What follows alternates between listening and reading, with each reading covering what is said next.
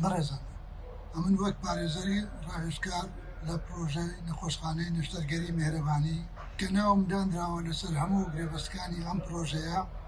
وەک نوێنەری یاسایی پرۆژەکە بە ناوی کەریم محەممەد سۆفی ئەمن گەواهی دنیا و قیامەتی ئەم پرۆژەیە دەدەم کە ئەوەی دکتۆر لێر کردوێتی لە مێژووی هەولێر و کوردستان ڕووی نەداوە کە یەکەم لە ساڵی 2008 بەبێ پسران بەبێ کۆنەدان بە بوێری بەبێ تەماحی دنیا بە تموحی بەهەشت لە دوای ئەم پرۆژەیە بووە. دوم سەرباری ماندبوونی کە هیچ موچە و پۆستێکی کارگێڕی نییە، تەنانەت هیچ کەسێکی خۆی نە لە دانەمەزاندووە، نە لە کاتی دروستکردنی، نە لە ئێستادا. سێم 8 دەفتەر دۆلاری خۆی خستوتە ئەم پرۆژەیە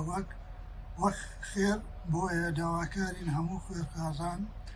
دەست بکەن بە پشککڕین، چونکە پشکەکان کەم ماون و میهرەبانی هیچ ترسێکی تیادا نییە.